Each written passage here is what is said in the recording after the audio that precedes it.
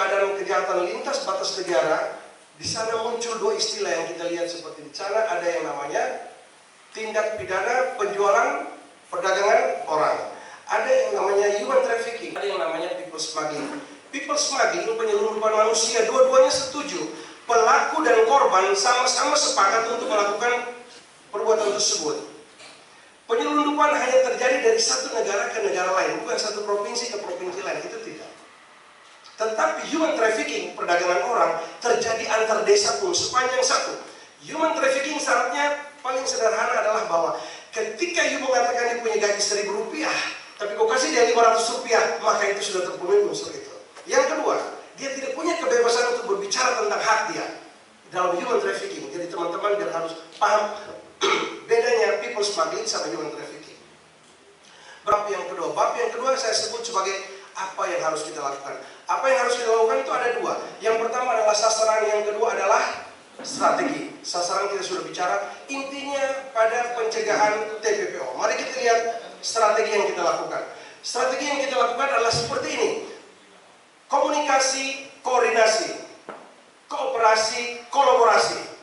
Harus dilakukan kontinuitas, terus-menerus, dan controlling. Ini adalah bukti peradaban ada di situ. Yang bermain transnational crime, bukan pemerintah sebuah negara, itu adalah para penjahat. Oleh karena itu, kita harus berpikir bagaimana bekerja bersama-sama menghadapi mereka. Ini adalah upaya yang harus dilakukan dari poin how to do it, bagaimana melakukannya. Of the priority that stopping people smuggling is for the Australian government and also for the Indonesian government. We have made a joint program between IMP and AFP, which is called the People Smuggling Cooperation Program. Terkait penyelundupan manusia, ini merupakan salah satu prioritas utama dari pemerintah Australia, khususnya Kepolisian Federal Australia. Untuk itu kami membangun kolaborasi dengan antara Polri dan Kepolisian Federal Australia. These people, they also bring risks with them. Some of them are criminals, some of them may bring biosecurity risks, some of them get stuck in the community and become a burden to the community, and some of them don't make it at all and they die on the journey.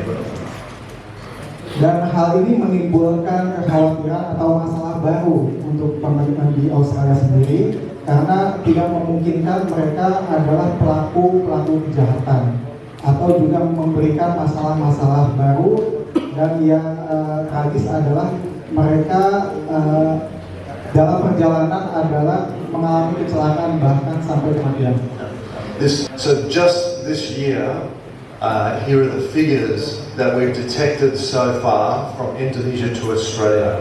Importantly, 7 of these were from the NTT. Untuk tahun ini saja, percobaan penyelundupan manusia dari Indonesia ke Australia itu mencapai 7. These are some of the actual ads that are getting sent on TikTok and Instagram.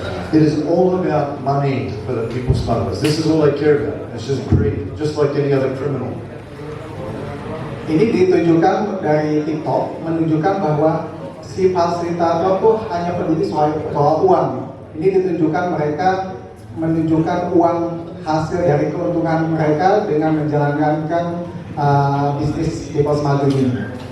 Yang ingin saya tanyakan, kenapa orang mau pergi ke Australia secara ilegal kan bisa ikut legal juga? Apa alasannya? Setelah ditangkapnya, apa alasan mereka mau pergi secara ilegal?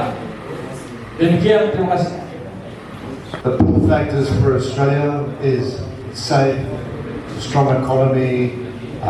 When they come to Australia, they think that they will earn a lot more money and then they can send it home. Sometimes we'll have a better life.